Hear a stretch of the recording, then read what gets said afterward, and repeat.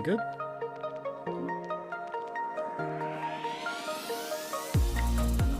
Oh, for fuck's sake.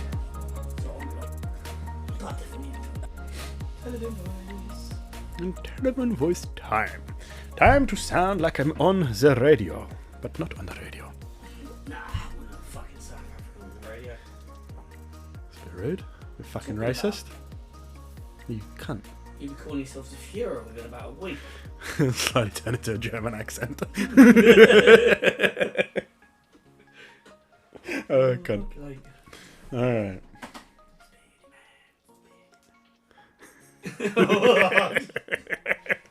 ADHD is kicking in. No, I fidget anyway. I always fidget. Alright. Hello guys, welcome to Mind and Mead. This is the podcast where we are going to talk about anything controversial and anything that takes our fancy and give our opinion on it. Again, it is our opinion and it has got nothing and it's not meant to hurt anyone. If you do apologize. Get over it. We're just having a chit chat. My name's Sebastian and I'm sat here with Patrick. El Patrica. And today we are going to be talking about men's mental health and how I feel, and I'm pretty sure Patrick feels as well, how we have been let down by the system and the struggles that men tend to go through. And I think it is more the social norms of how men are supposed to act, and this is why we potentially have become distant with like a one-man island almost when how we have to deal with things. Sorry, Every man is an island. Mr. Patrick here is playing with a Spider-Man figurine. I just noticed he's got one leg longer than the other. Because he's Spider-Man, he should have another 4. Oh. Yeah. Another, another 4 limbs. And he's missing some limbs. It's been a topic that seems to be taking a forefront and it's gaining traction over the last year or two. It's something that probably doesn't get spoken enough about. However, I am of the opinion that even if you do speak about it and you do voice your mental health, and I think it's safe to say from potentially both our point of views, we've got our own issues that we talk about. However, you can talk and talk all you want. The issue is still there, and it's still for you to deal with on your own. I don't think anyone can truly help you out with the issues that you may have. Now, whether that be financial, whether that be relationships, whether that be whatever it is that is bringing you down that makes you have to go in that regards of, fuck, I've got shit that I need to do. I generally think you are alone, and that's not a bad thing. It's a topic. It's like, again, I saw these things over TikTok where you see these people ask a question and goes, who do you have to talk to? And it goes into like the montage where there's a load of guys and they go, no one. I have. Who gives a shit? No, but even then. No, but that's normal content. Yeah, it's like, who cares? No one cares. And I do feel for these people who have no one that they can even talk to. And it's hard to talk to your partner because I think make themselves a victim.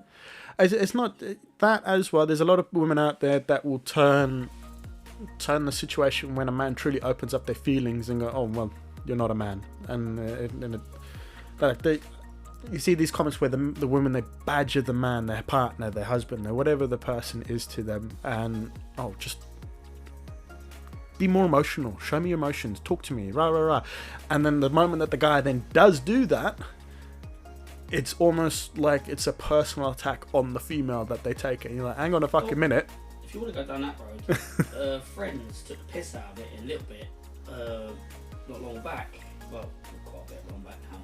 When they first, it was a Bruce Willis episode, and she wanted Bruce to open up and talk about his feelings, blah blah. And when he finally did, it's like a whole can of worms.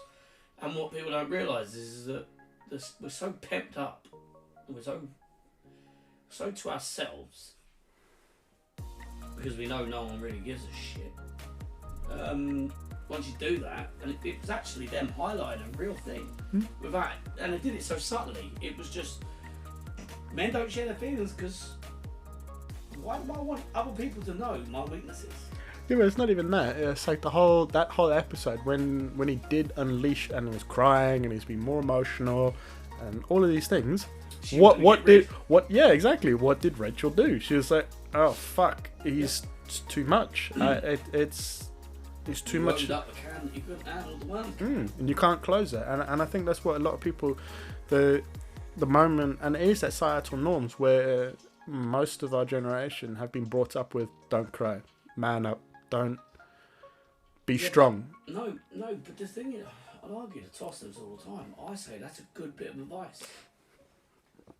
To a point. I think it depends on the person who's teaching the son, because ultimately it's like I watch Jacob, and yeah, he's 2 years old, but he's still learning all of his emotions and how to handle it and all that stuff. Now there are some parents out there with children at that age where they try to stop those emotions from learning how to be controlled. Nah, normally you do that when you got older brothers. Yeah, but even then they teach you that stuff. No, but this is the thing. So it's so what's his name? What is it? Jordan Peterson, Dr. Jordan Peterson. I know you've watched some of his stuff as well. One of the things, big fan. One of his things that, and it makes sense, is I'm going to paraphrase now because I can't remember it exactly. Basically, it's going on about how not to be a good man. Oh, right. Yeah, it's don't be a good man because a good man is normally a weak man. Yeah, be an animal, be a monster, and people. But then learn how to control it. Yeah, that makes you lethal. Yeah, but you can be dangerous, you can be anger, you can let all those emotions out, but you know how to control your emotions. Now, a lot of people and a lot of men now, they've either been pushed down to the point where they don't know how to control it, so they keep it repressed. Yeah, but they're also told you have to tell everybody about your feelings. Look, my realistic point of view on this is every man is an island. We're by ourselves, and that's fine. Look, and I'll say to any young bloke, anybody, young bloke, old bloke, don't matter, if you don't know how to handle yourself, find a friend. Find somebody you can just confide in and understand the fact. Definitely do not share your feelings with a female. Never. Go and talk to a bloke, right? And this is facts. Because me and you have been down this road where you was having your problems, you could talk to me, I've had problems and I can talk to you. And we can have our moments where we know we don't take them with us. Yeah. We don't care. At that point, it's just sort of, I can offer you advice, I can do this, I can do that. But I can't fix it for you. No. Because I've got my own shit going on. And that's the thing. I've spoken. You've got that understanding between people. Yeah, no, and this is the thing. I've spoken with other people in the past, and this is the exact sort of conversation. It's like, well, no one has anyone they can speak to, but however, they were like, oh, you can speak to your friends. You can speak. I was like, yeah, that's cool. That's all right in that situation. Yeah, you can speak to your other male friends. You can speak to people who you feel like you can sort of confide in, but ultimately, like you've just said, your problems are still your own. Yeah. It's like, again, the conversations that we've had. Your problems don't, in the grand scheme of things, and it does sound like a bit of a cuntish thing to say, it's like, it don't impact you. Yeah, it doesn't financially fuck with me. It doesn't mentally fuck with me. I can segment that into its own department and go, whatever. Yeah, it's like going to work. Work problems are work problems. They stay there. They don't fuck with me. It's the same as that thing. Yeah, vent, shout, whatever. Do what you need to do. Do these people know how to do that?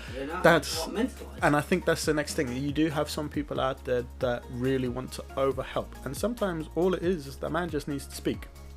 Yeah, it just needs to be heard. Listen. Just needs to be heard rather than. And there have been times in the past where I've made that mistake of speaking to a woman, and because they badger and they knitter. I've been in a conversation once before where we've had an argument and I've just sat there, and the woman, she's losing her shit at me, she's fighting, she's really fucking trying to get under my skin. And at that point in my life, I was like, I just sitting there. And then she's like, why aren't you angry? Why aren't you fighting? Why aren't you this? Rah, rah, rah, rah. All these things. To the point where I went, Because you have emotional control. And not even then, I say, because right now I'm listening to what you've got to say. Yeah. I'm going to respond to you after it. And then she hated that. She was like, I want you to be in the same conversation. No. So no. Because there's two people talking at the same time. Exactly what we're just doing. Yeah, now. no, but even then, yeah, exactly, that whole pointless thing. But I gave it to her. One day, I was like, fine. After today, if we have another discussion, and it has to be an aggressive discussion or whatever it may be, I'll engage with you as you're speaking. And she went, thank you. I was like, okay, cool. Came back to, I think it was like a month or so later. There was a lot of issues with that relationship. That's a toxic female. And we got into it, and I got into it. I was, okay. Difference is you were having fun. I was like, okay, now you're going to see the side of me that I then let you speak. She saw that. I got involved in the conversation the way she wanted it. It wasn't enough. It was, now you're being aggressive. Now you're being over the top. Now you're doing this. And it's like, hang on a fucking minute. You can't have it both ways. No. It's called cake and eating it, love. And this is the thing, as another comment that going into relationships with mental health as well, it's like the woman will always ask the man something, or the woman always has a problem, or whatever it may be. Now, there was one guy that, and I'm pretty sure you've seen it as well, he was going, what do you want? Do you want a solution, or do you want me to just... Shut up and listen. Yeah. What do you want? Start that off first. Do you want me to solve the problem, or do you want me just to listen to you? Yeah. We struggle with this all the time. And the guy goes to say every time, he's just gone, in order to save an argument, it's just he asked that question at the beginning, because he goes, no, I want you to help me solve it. I go, okay, cool, I'll give you my logical way of dealing with this. Yeah, if you my man break. If you don't want this, I won't give it to you. And then there's no argument, because 9 times out of 10, a lot of the women are like, I didn't ask for your help. And you're like, oh. Well, no, because I've been watching something else as well, and I think you like this. It's come up a few times.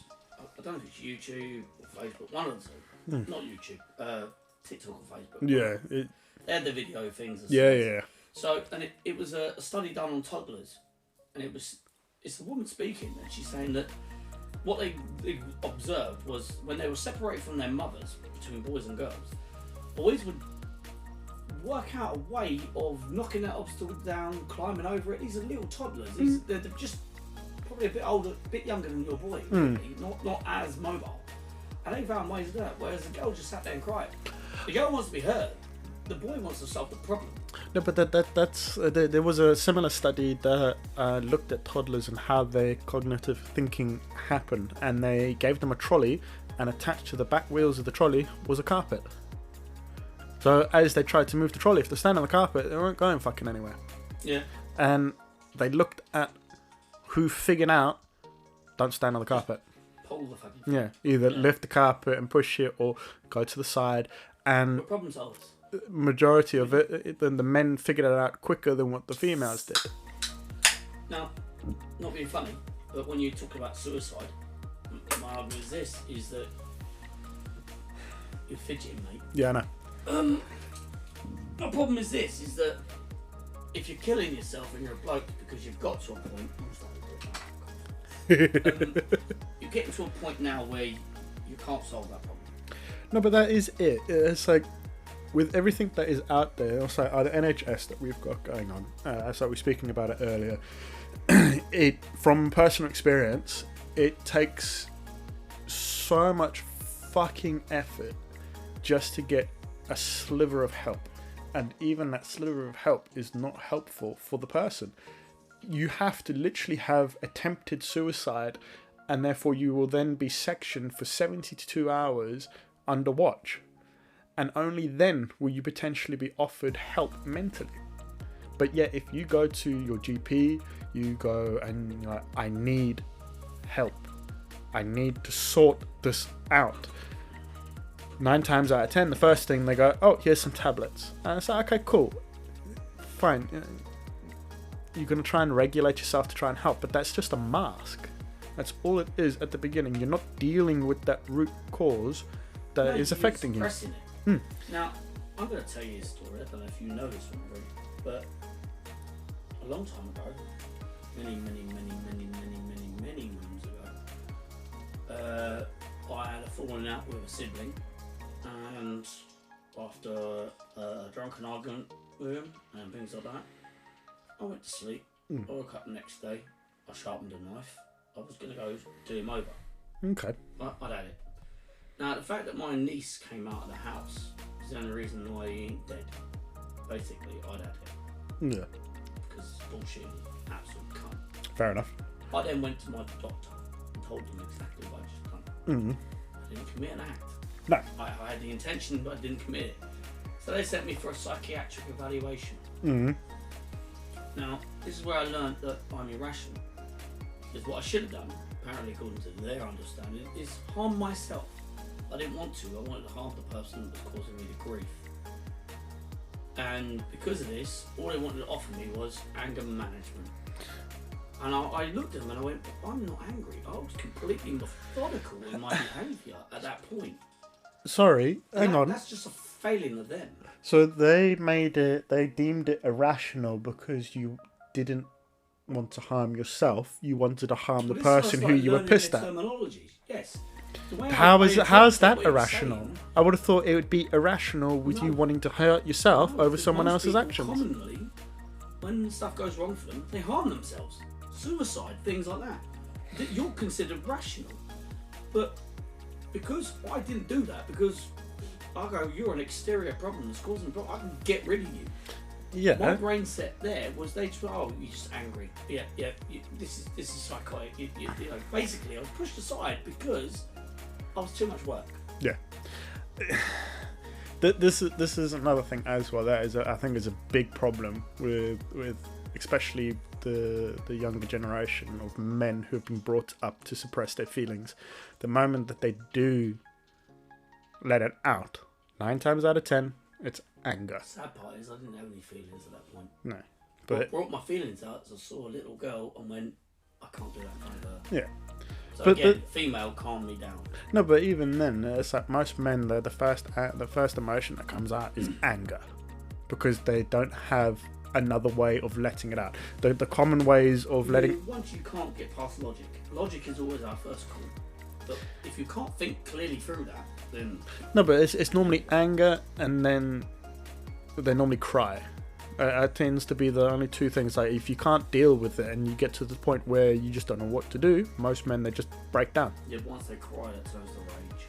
Yeah, it's like a weird vicious cycle that goes round. And rage is different from anger. Yeah, but even then, it's like the moment that those emotions come out, it is deemed about, like most people, women especially, like, oh, he's dangerous or this, that, you know. So, but yet. So, for argument's sake, so you're in a relationship and you've let your emotions out, you've had enough, and you've lost your shit a little bit, and maybe punched a door or whatever. I busted a knuckle doing that. And with the wrong female, that can be deemed as domestic abuse. And yet it's like, then you need to look at what led up to that. Now, most of the time, the woman has been nitter-nattering and picking and jabbing. I'm itchy on my foot, leave me alone.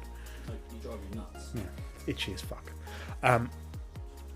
But there's normally external factors that has pushed that man to that limit of gone, fuck it. No. It's not that. It's my... I need to put my... It'll kill the itch without scratching. Honestly, it doesn't with that, because I've scratched it to the point where it's a bit raw. But I forgot to put my panther on earlier. Anyway. Most female, they push a man to their limit, and then they wonder why that the man has then lost their shit, and then he's deemed aggressive, and he's then stigmatized against society of being a horrible person in a relationship. But yet they don't look at the female who has jabbed at him. Hang on. Society have created that anyway. So back in the 90s, you'll remember there was a girl power movement. Yeah, I'm not going to name the band because other than Jerry, the rest of them fuck off. Yeah, let's not name it, but name one of them so everybody knows who you're talking about. No. As soon as I say girl power, everyone knows what I'm talking about. Anyway, now I understood what they were doing and stuff like that, but they created a really shit time for young lads like myself. where there was a lot of girls. I was like 10 years old at this point. So I was a teenager. These girls have been grown up on this, and I had times where I had a girl trying to fight me like she was a boy because she thought girl power, and I'm looking at her and going, if I unleash that animal, I'm gonna fuck you up. And I don't know how to emotionally, because I was a child, I don't know how to emotionally do it, but because I had a lot of older brothers and stuff like that, I had to also think about the implications. So I had to back off. And I took a punch in the face a few times as a female and just go, you as a boy, seriously, this would be a moment of, reckoning. Yeah, and but this is the thing. It's like stories of when So since I was, I'm going to add on to that. Since I was 10 years old, I've understood the idea of being emasculated by females. Yeah. To the point where they can push me to my limit, but I can't retaliate. Yeah. Well, I don't know. I think it was Sean Connery that made a comment a little while back. He got some backlash for it. She said sometimes a woman needs a slap, just a reminder that you're getting a bit distraught. I don't completely agree with it, but I'm like, look, ladies, if we did this, if we actually went down that road, you'd regret it. This is the thing, and I've had conversations before where it's like I've been in a situation with a female and they've tried punching me and giving them all, and I've given them fair warning. Bear in mind, we're messing about, and I'm like, I'm not gonna hit you back lightly. Yeah, as like we're now fucking around. Yeah. We're roughhousing. Whatever level you give it to me is what's gonna come back to you. That's the rules of the boys, is it not? Yeah. As I was like, yeah. And I've had people like, no, you can't do that. And it's like, no, fair's fucking fair. If you, and it's what my little sister's tough as nails because basically she's had that sort of upbringing. And throws it in there and I'll give it back. And this is one thing that me and Lorna, we do see eye to eye on, is that you fucking give it, you're gonna get it. Well, yeah. Simple as. Women and might be smaller than you, but they can there are some women out there that fucking hit hard. Well, no. Oh. Look, I could punch you right now on your shin. And why the fucking shin? Of all places, because it's gonna hurt like a bitch. But it only takes, just a playful crack on the shin. It's gonna hurt my knuckle because the shin bones are fucking hard. But at the same time, you're gonna feel just as much pain because the nerve endings that run down there. At the end of the day, we are still human. I know we're a bit. We've been designed to not show the pain as much. No, we've been designed to take a hit because we're hunters. Let's not talk about pain because, in all fairness, I wouldn't want to push a watermelon out of my arse. No. Simple as. No. Right? So let's get that real. But we could go down that road of, I think maybe one day we get one of the females on and we have that debate about pain levels. Because it has actually been statistically proven that a kick in the nuts is more on the, what is it, the pain scale? I can't remember what it's called, but the pain scale of getting kicked in the nuts is higher than birth, but yet it's longer with birth. So it's kind of... I think theirs is more of a burning searing pain. It's still powerful, but it lasts longer, where... as I said to Lorna, it's like being cut. It hurts, but But I've said to Lorna, I've been kicked that hard, and that's was before I threw up. Do you know I got kicked in the nuts when I was 10 years old by some fucking dickhead, right? Playing Power Rangers, as all things. Right, and to make you laugh, he actually put me out of action for 3 hours because I wasn't even looking at him. We were fucking around. He was a cousin of one of my friends, and he kicked me so hard. It fucking hurts, and you run the risk of rupturing a testicle. No, I was out. I was down for the count. That was it. I'm done. No more. But yeah, females could be argued as one of the biggest causes. Yeah, one of the biggest issues that most men have when it comes to their mental health. And I think that it then leads into the fact of, because at that point you can go down so many different avenues, and I think there's a lot of men, especially the younger generation now, they look at all these Instagram people and these men, these women, and how they're portraying their lives of riches and all that stuff, and the guys think, I have to be like this, I have to be that way. one thing that I think also then needs to be addressed as well for men's mental health, or more so of an aspect of how you look at yourself and deem yourself as a person, is the younger generation.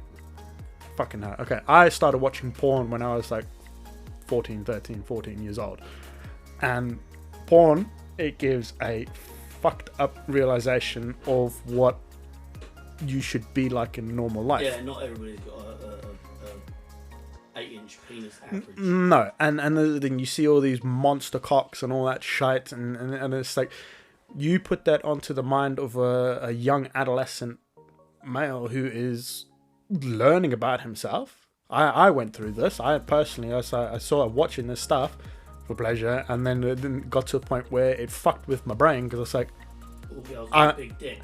And then it's like, am I good enough? Am I big enough? Can I last long enough? All these things, a psychological effect. But yet, I was young enough to when not... you were 13, 14, Yeah. were you able to stream porn? Are we at that level yet? Hold on. My first... Because when I was sort of 15, 16, you had to download the whole movie, then you could watch it. Yeah, LimeWire. Yeah, LimeWire, Yeah. email, stuff like that. Yeah, LimeWire. LimeWire was the first time I got video porn. But there's 8 years between me and you. Yeah, but LimeWire was a massive thing. Even though there's 8 years between us, we're still sort of part of the same generation of when shit came No, about. we fucking ain't, mate. Don't even We're not that start fucking that far shit, off, you cunt. mate. You are a fucking What's the dirty year of... post-millennial. What's the what year of your birth? 85. 85. You're still a fucking millennial, you dickhead. No, I'm not. Yeah, you are. No, I'm not. No, there's debate on this, because my age group, right, we don't fall into the same category. My childhood was spent without a mobile phone. So was mine. Yeah, that's because your mum had sense. Millennials. The mobile phone, Yeah. what we know today is a personal mobile phone that you walk around with. Millennials.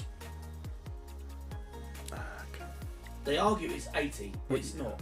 So the We're age in a range weird- that they're stating on Google is that the millennial term used to describe a person born between 1981 and 1996.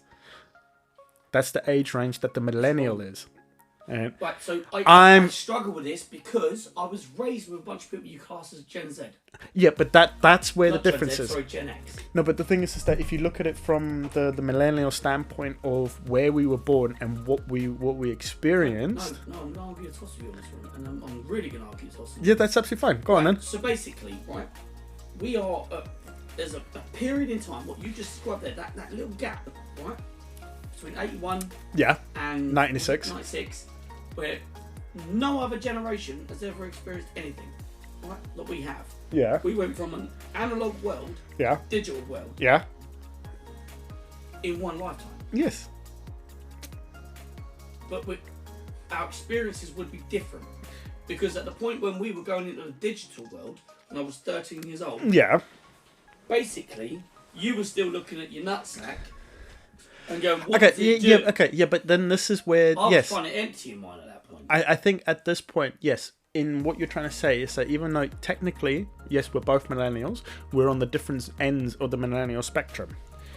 I still experienced. I was 15 in year 2000, mate. I was Yeah, already working. but what I'm trying to say is that I was, yeah, so you experienced more of that 80s bring up in the 70s and that sort of parenting style. All my brothers and sisters, they're all very early 80s. Yeah. Into So you had more influence in that retrospect. With my upbringing, yeah, I didn't have game they consoles. do have a terminology for us, though. It would be like a subcategory of the Yeah, millennial. we are what they I've seen it. When I use it. We're Zennials. Yeah, no, I did see that, and I think the 92 actually fits into the Zennial. It's like on the later scale of it. Yeah, It's but we're a weird generation that we've had. We We- still had that feral. We're out playing all day and all that lot. But at the same time, we had that digital sort of choice. As yeah, well. no, but that's the thing. I remember like the floppy disks and then the computers and how it all progressed from there. I remember the Mate, massive I was 12 years phones. old when they brought out the 5110. That had Snake on it. Yeah, but I remember having that. Nokia. I got that passed down through my brother. But the thing is, I remember the Well, your Nokia. brother's what, a year older than me? Yeah. So this is the thing. I had the Nokia phone when I hit high school, secondary school. So my first mobile phone that I got was when I was 11, 12 years old. I mean, it was a big thing when we were younger that the aerial disappeared. Yeah, no, but I remember like the Motorola was like the fucking leading phone. Hello, Moto. I need to educate you, mate. At the time when you had Motorola, right? So Motorola and Nokia, right? So the two between them. Yeah. Nokia had that beautiful square screen, yeah, had battery, and it had just a little backlit. Side, and then it did just little. It's the only way you knew you had network is because it used to tell you had network. Because you had O2 or whatever it was. Yeah, yeah. And then you had fucking T-Mobile. Right, and you were able to do that. Right. Well, at the same time, you had Motorola. Yeah. And their phone was it flopped down at the front to reveal the keys. Hang on, wait.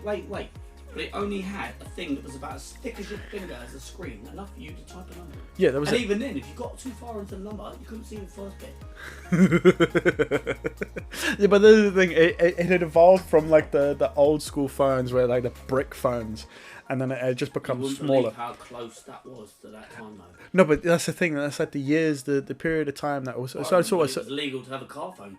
Well, so it's only like a 50-year period where it became like everything just evolved, but. Either way, you may have been at the beginning of that and lived through most of it, whereas my upbringing still had a lot of that. I still had dial-up. I still had all that shit that people today... By the time you was a teenager, you had coloured pictured phones. What was it? My first phone that I got... like Tell me, at 15, what year was it? 2008. 2008. That was when I finished. That was when I finished secondary school. 2008. Oh, I'm class 2001. Yeah.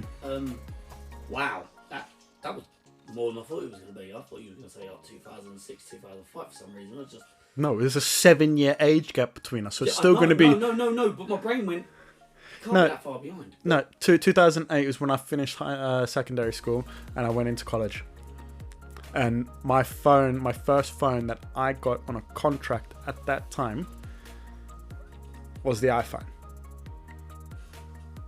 2008, I was 23. I was basically in my early to mid 20s. Yeah. Well, yes, I would have been 15. Jumps. You would have been like 22, 23. Yeah. I was 15, turning 16 when I left secondary school.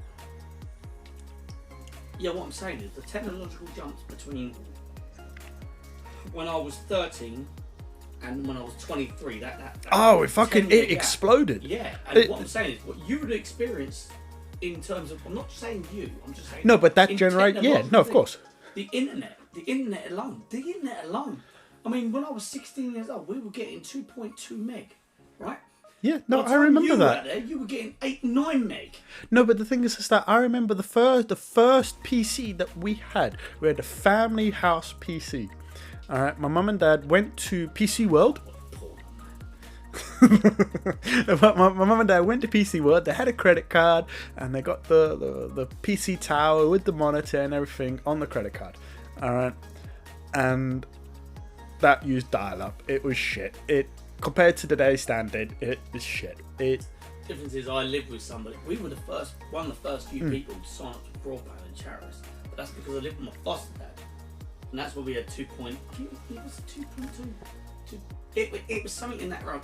I think we were buying 3 meg, but most of the time it was like 2. Yeah, but that was also the time of when you had limits. No. On how much? First lot of broadband. Yeah, no, but not even. When I first moved in with him, this was dial-up. Yeah, but not even then. It's like I still remember. Got porno pictures in the appliance. Yeah. Buffering. It did it long. Oh, there's a dip. It's so long. This is when and then you get into basically the first one. You were looking from above. That was the second one, wasn't it? No. GTA 2, GTA 3 was the bird's eye view one. No, you're disgusting. The original GTA was the bird's eye view. No, it wasn't. Grand Theft Auto. No, fucking hold on. GTA. What GTA was the bird's eye view game? 1, then you had 2. I thought it was GTA 2 or No, it wasn't. It's GTA 3, you dickhead. No, it's not. Yes, it is. Hold on. Wait. No, it's. Could it be? I remember playing that game, though. This is the thing. You didn't think, right? So you had GTA. Yeah. That was the original. That was only a PC game, and then it went on console, and that was GTA 2. And then you could buy another disc that went with it, and you could turn it into GTA London. Yeah, no, I don't remember that. I remember playing the Bird's Eye View one, and the reason why I remember it is because all I ever did on that game. That was around 97, 98. Yeah, I remember playing that game to the point where all I ever did was get the police after me, and then take my car and drive it into the paint shop and come out with 0 stars. That was it. That's all I did. And that still works in GTA fucking 5. That's all I ever did. But my first PC game, now this was on my granddad's PC in South Africa, and I played Doom and Duke Nukem. There you go. Those were the first 2 games that I played. That was the original GTA. Like 96. Yeah. So yeah, I thought it was like GTA 2 or 3, but either way, I remember when we first had internet. You got. Yeah. So Okay. Fair enough. I think number 2, I was about 16. Oh, GTA 2 came out when I was about 14 years old. So that would have been about 99. Yeah. But what I remember is the dial-up tone, and if someone picked up the phone, it fucked up the internet. I remember all of that. It's boom, don't fucking answer the phone, clink. Or well, no one could call in, no one could go out, but as soon as you picked up that hat, it just killed it. I remember that. But I also remember the transition to the dongle, which was to give you the wireless access.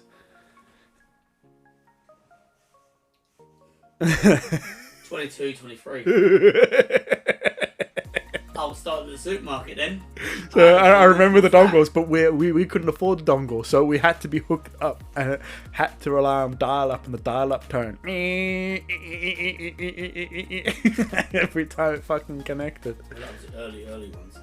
The new one, when I was 24, you had to just put it into your machine, go and access it, and then as long as you would pay for the subscription, you could then do it. I had a free one. Yeah. And AOL. absolutely shite. Oh, AOL. That's what it was. We had to set up an AOL account. Oh shit me. Yeah. That's the time that I grew up. So yes, in retrospect to the millennial aspect, you grew up with more the outside aspect of the less technology, whereas I grew up with the beginnings and the more technology as it then grew into what it is. I remember Facebook when you actually sent someone a poke. Yes, I do remember that. I also remember. Do you know what fucks me off? Because I got my first Facebook account when I was 21 years old. Yeah, no, but the thing is, did you ever have Bebo? The MSN. No. MSN. Yeah, I had MSN, and then I went to Bebo, and then from Bebo I went to Facebook. Now, at that time, I avoided Bebo. MSN used to talk to people through Facebook, and then used to send them your MSN so you could have a face conversation through video. But the games that I remember on Facebook were, there was this one game and I fucking loved it. Farmville. No, I fucking hated Farmville. It was like it's vampires and werewolves game, but it was like a typical click game, and then you get experience, and it's a very simplistic type of game. But then you level up. You pick either do you want to be a werewolf or a vampire. And I became like a vampire lord. And then they updated Facebook and they got rid of those fucking games. It was one of those ones you could stick on the side of your home page. You used to have a little column. Yeah, and you just like, it's just there, and you're just like, sweet. Now Facebook is one of those things I saw. It's like Facebook's like a fridge. You go to it, you don't know what you want, you open it, you look at it, you just fucking close it. No cheese. No. But yeah, I obviously I wasn't at my first Facebook account. I opened up when I was in boarding school. I would have been 12 years old when I opened up my first account. That's 7, maybe 8 years to that. Yeah, so come on, do math. No, I'm not very good at No, come on, what's 7 plus 12? Well, I'd have been 19. Yay, well done. I didn't even add that. Just guessed it out there. But I'm dyslexic with numbers, you prick. It's dyspraxic, you cunt. Yeah, but I love to say to people. It's actually dysnumeria as well. Either way, you got there. Well done. Either way. Right.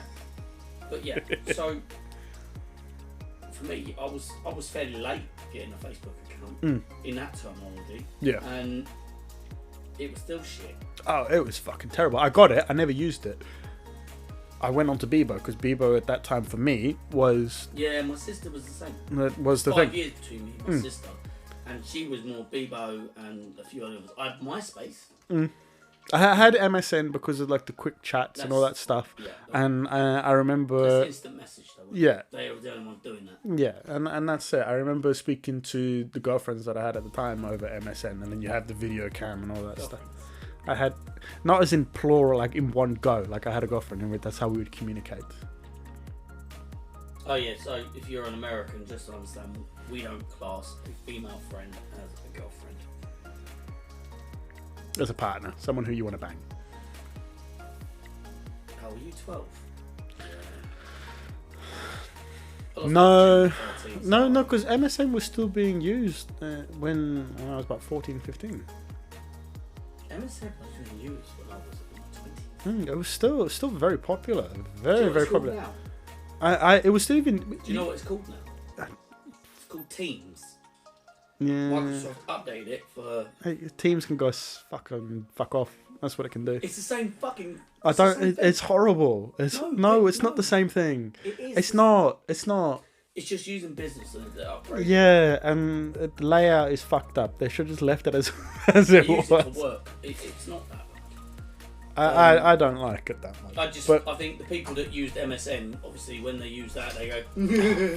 No, the last time I used MSN, it was in 2012, 2013, just when I started Tesco's.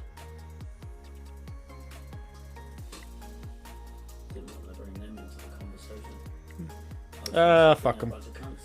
Either way, when I started there, that's the last time I used MSN. that's how long ago it was. And the other thing, it's 2024 now. It's like fucking 10 years ago. Started there in 2008.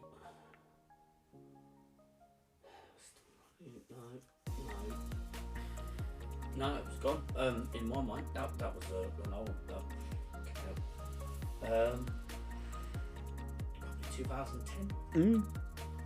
Because it outlived its purpose. Yeah, no, that's it. We had transitioned into iPhone had really come out with their instant messaging and all that stuff. Well, text messaging became part of the contract. Exactly. You didn't get you got 500 texts. No, it's unlimited now, and it's like, ooh. Click. It goes with, but I remember with the... You had to have a pick one, didn't you? You were either a text message or you were phone calls. Yeah. But 500 minutes phone call, that's long enough to call anybody. Oh yeah, definitely. You don't need to be on... You don't need to be on the fucking phone for 500 minutes in one conversation. But I remember... What I don't like about the new phones is I can't text blind anymore. When I was in school, I used to communicate quickly with people. I'd have my phone in my pocket because I had the Nokia 3210, and I just click, because I knew where the buttons were, and I just tap to work out my sentencing. And you can't work out a QWERTY keyboard, even though that PC in front of you No, is a QWERTY keyboard. No, I fucking can't. But you'll be like, oh, no, I'm going to press 2 so many times because I need to get to C, or I'm going to press, and you make your words, and then off the message goes. I fucking loved it. I absolutely loved it because I figured it out and I could just have a conversation. I quickly look at it and I go, okay, and I put it back in my pocket and then type away. I remember when a teacher once told me he was going to confiscate my phone. I was like, alright, you can remove it from my pocket, you can have it. And he leant on the table and I looked at him and went, you're not intimidating me. If you want my phone, you're going to physically take it off me. Go on. Assault a child. But yeah, so going back to our original topic: men's mental health. That's where we got. Again, once I again, think we're showing it. This is what you need. You need this sort of person you can have a it's conversation with about shite.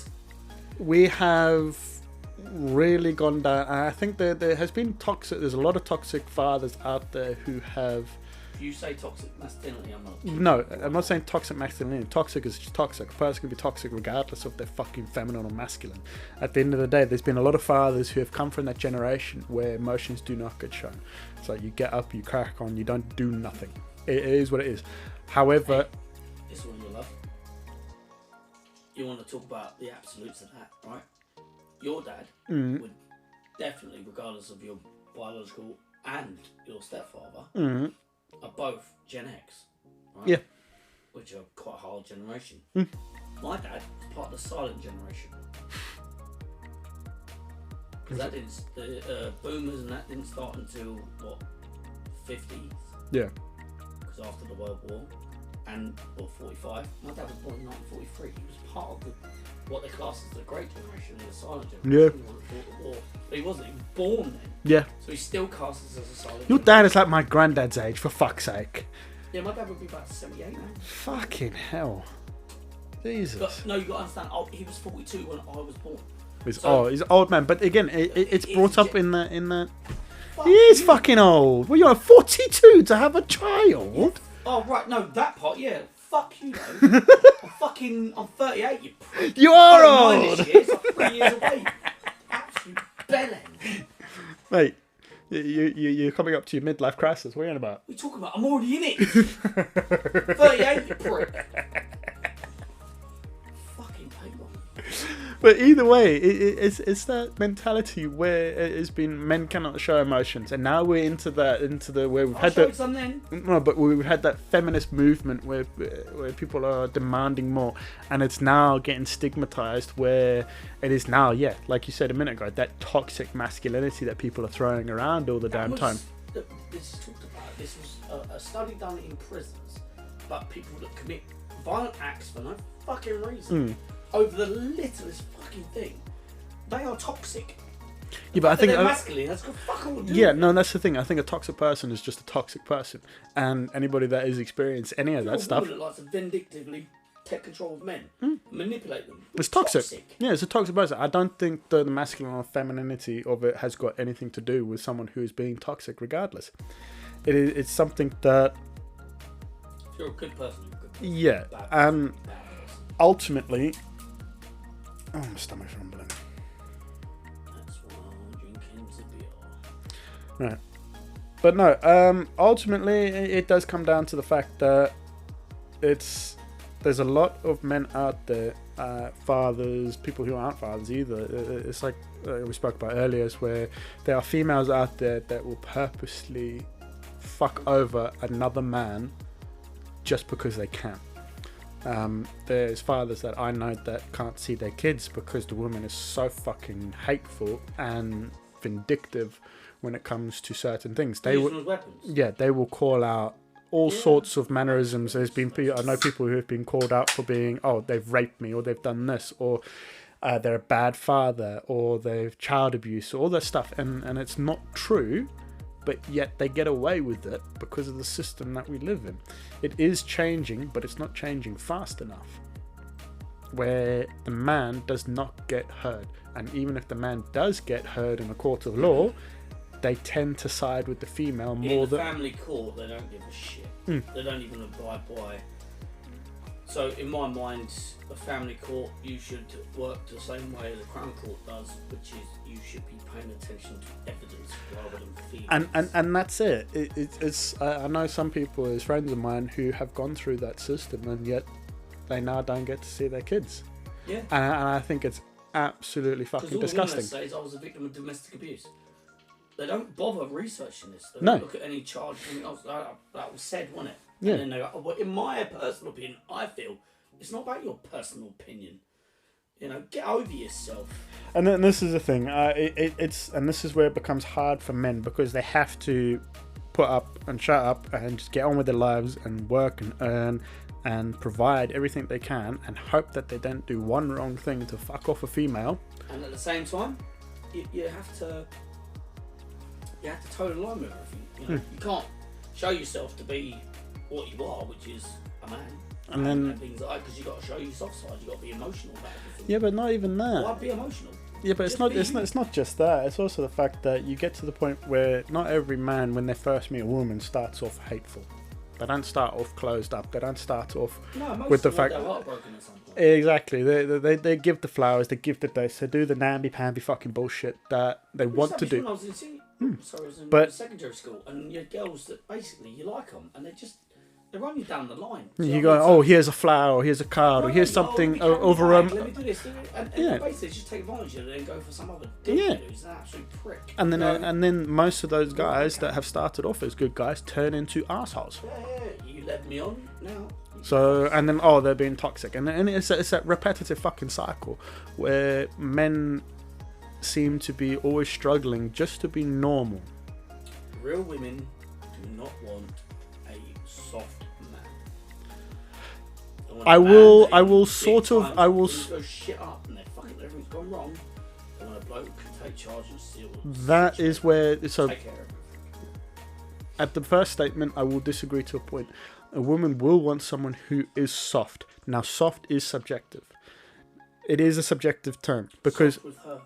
Yes, having your second statement going, yes, when shit goes wrong, they know what to fucking do. They stand up. They hold accountability. Like no, but this is where the thing is. It's like, yes, when stuff starts going wrong, they need someone who can anchor them.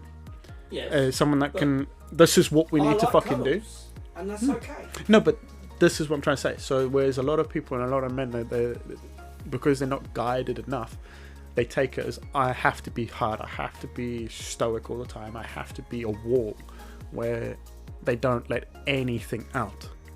They can't have a little bit of a giggle. They can't be silly because they have to feel like they have to feel both machines at once, and I've got the No, but what I'm trying to say is that, so even though that the woman wants those females, like the emotions and all that side of things, they don't want all of it. They want a protector. They want someone that they can turn to in a time of need and know they've got my back. Now, if you've got someone who's a feminine, mamby-pamby... I haven't got her back. In times of strife and things where it's really rough, I'm not standing behind her, I'm standing in front of her. Same fucking thing, mate. Yes, it is. It's like you just try to use words to fucking be pedantic about it. But having your back is then. Because you've got to understand, women are pedantic. So, in times when she's having a little battle of her own, she wants you at her side. In times when really it's her and another woman, and they want to have their battle, she just wants to make sure you're behind her and you're backing her. In terms of when shit gets really serious and she's in danger, she wants you in front of her. No, but that's it. Feminine men cannot do all three of those things at once. No, but that's the thing. It comes down to wars and all that stuff. But I'm going to digress. We are going to have to start calling it there a little bit. Still got to try this fucking mead, you dickhead. Yes, we will in a minute. Okay, so on that note, as for today, that has been Mind and Mead. My name's been Sebastian. Hang on. Sorry, I'm interrupting you. My final note on this is, guys, you've heard the way me and this fucker talk, right? And I know he's in my fucking corner. I don't need him to stand in front of me. I don't need him to stand beside me. I need him to stand behind me. Just prop me up once in a while when I'm fucking up. And he needs the same thing. If you've got friends you can't rely on like that, you're in a bad and shit friendship. All you need to do is go out and find some real people with value in them people. If you're feeling shit, it's probably because you've got no one to talk to. And those are the people that you need to get rid of out of your life. Because they're negative. And on that note, back to Sebastian. On that note, let's see how many times you can say on that note. On that note. On that note. This has been Mind and Mead. My name's been Sebastian. And his name's been Sebastian. And his name's been Patrick. If you've enjoyed this episode, follow us on Apple. We're on Apple Podcasts, we're on Google Podcasts, we're on Amazon Podcasts, we're on Spotify Podcasts, we're also on YouTube, putting the podcast out there. Give us a search, Mind and Mead, Brews and Views. Once again, all descriptions will be put in the link in the description below. My words are not working for me. And just for the record, we're not misogynists, we're not having to go at women, just, 99% of women, our problems is women. This just needs to be spoken about in a healthy, free way. All right, thank you very much, and cheers, guys. Speak to you later.